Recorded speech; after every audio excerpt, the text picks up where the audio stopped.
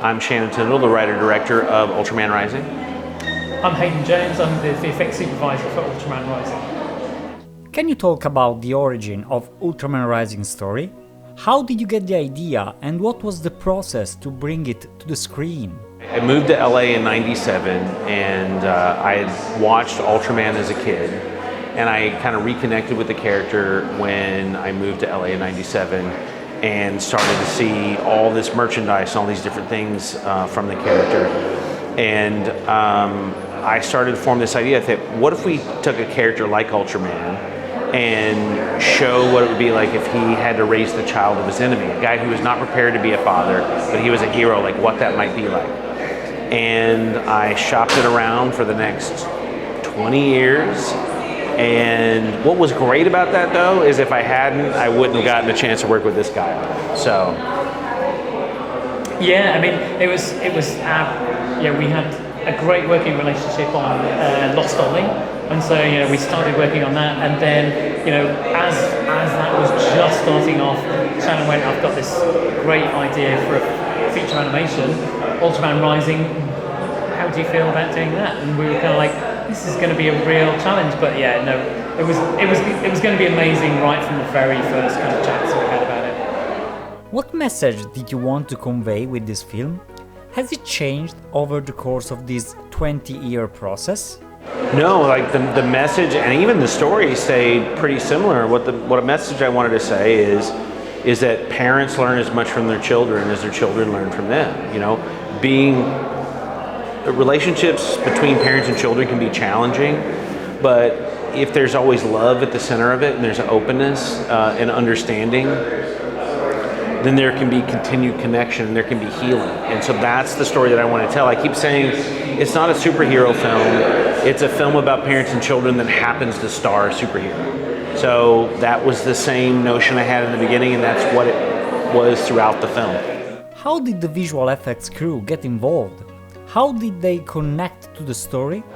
Yeah, I think one of the really interesting aspects of working on a film with such scope as Ultraman Rising is you have to bring the entire crew with you. And so it was great being able to get the entire crew to kind of listen to Shannon's pitch, really understand like where he wanted to take the story, and then just getting everyone on board so that every aspect, no matter whether it was creating models, texture work, all the way through to animation and performance, everyone was pushing together to kind of like for the betterment of the story.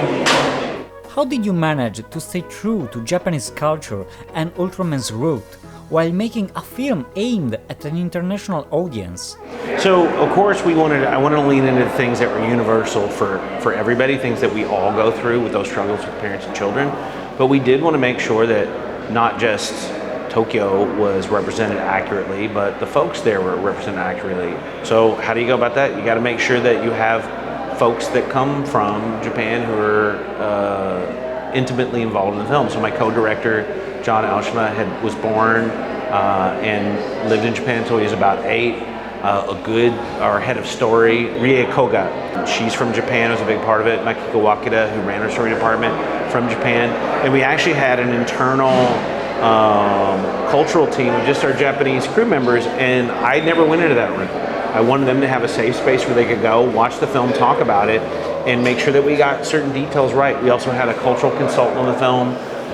We had multiple cultural consultants on the film to make sure that we got it right. But in the same way that when I made Lost Ollie, I wanted to represent the culture that I grew up in and experienced. I want to represent it accurately.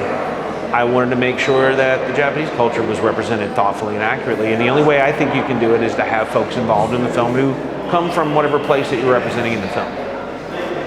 Yeah, and we approached it in the same attitude. So we are a global company, so we have like artists from all over the world. So we were able to really dip into the rich pool of artist talent at ILM and make sure that we cast appropriately for the show, but also as well kind of having those people then kind of like inspire all the rest of the team too. So they really kind of like showed their love for anime and manga, and were kind of like doing deep dives into really specific kind of art styles, which gave crew that maybe hadn't kind of like seen some of these techniques before, they gave them a huge amount of inspiration.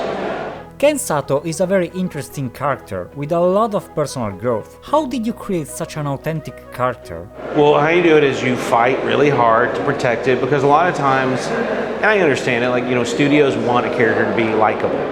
I just want a character to be interesting. And the argument that I was constantly making was, it's more important to me that show that he's a character that learns and that he grows. And if he's already perfect from the beginning, there's no growth there, so you can't go on that journey with him. And the audiences that we showed the film to in test screenings supported that throughout. They would say, I didn't necessarily like Ken at the beginning, or I thought he was very arrogant at the beginning, but by the end of it, man, did I love his transformation. It was so satisfying. And Ultraman is about transformation, not just from transformation from a little guy to a big guy, but also the transformation of our main character. Emmy transforms, she grows and matures throughout the film. So I love that you responded to that, because it was one of the things we fought hardest for, and it's one of the things that I repeatedly get input from the audience saying, we really love Ken and his journey in the film. Can you tell us about the design process for Amy? So I designed her way back in 2001. She never changed that much. And what I wanted her to feel like, a baby that you could feel like you could hold. And there's this tradition in tokusatsu, Japanese special effects shows, where it's a guy in a suit. So I thought, what would a baby in a suit or a toddler in a suit look like? And so that's what inspired the design of Amy. And then everybody's kids. The animators were looking at their kids. I was looking at my daughter, and people see different things in them. And it's been this really great thing where people have said, that's my son, that's my daughter, that's my niece, that's my nephew. They've really connected to her in a personal way, and that's been really special. How did you achieve such amazing visual effects, especially the water and fire ones? Yeah, I mean, water was such a huge factor, especially at the end of the movie, with most of it taking place in the ocean. We knew it was going to be one of our biggest challenges. And I think whenever you're inspired by artwork, it's always worth really kind of keeping that artwork in mind. And we had such an amazing kind of like group of like concept artists and, you know, from the art department, who were making these beautiful images. And the images really inspired us to kind of think about animation more than simulation. So we wanted to create something that we could art direct and control. So every splash is sculptable and art directable to camera, so that we can create these almost like kind of moments of what we called anime physics. In anime, the physical world doesn't really apply. You have these huge explosions that hang in the air and then collapse in on themselves. We wanted to kind of create that kind of look and feel in Ultraman Rising. So we made a really specific tool set where we gave animators and effects animators the kind of controls that really kind of like allowed them to create a feeling of hand-drawnness. The photography and cinematography are amazing. How did you achieve this look? Yeah, one of the things we knew that we wanted really early on was to give Shannon every opportunity to kind of like have the film feeling like it was lensed on a real camera. They had real cinematography, so we were trying our best not to bake in as much lighting as possible. We wanted to kind of like leave it up to the lighting artist and the art director to kind of really kind of style the movie in whatever way they wanted. And so in doing that, we really leaned into some of the techniques that we use in visual effects to kind of give us lens flares and the way that lenses kind of feel and aberrate and warp the image. And we were able to leverage that to kind of give our stylized world also a balance of cinematography and feeling like it was shot on a real camera. What is your personal definition of animation? I would go with the traditional definition of bringing things that don't exist to life. To me, that's animation.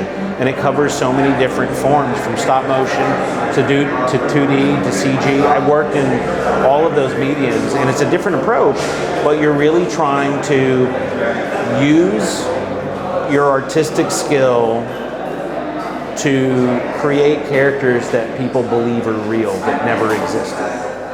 So, and there are no real cameras, it's all invented. We create every detail of those things, and it's hard, but man, is it rewarding when you get it right. I think one of the real really appealing things about animation is it allows you to be creative and artistic and really kind of like create whole new worlds and whole new looks and styles. And that's something we really tried to do on Ultraman Rising, was not just think about what naturally comes to mind when you think of Ultraman. It's like, let's create a whole world. Let's really kind of like make it feel as detailed and as beautiful as possible.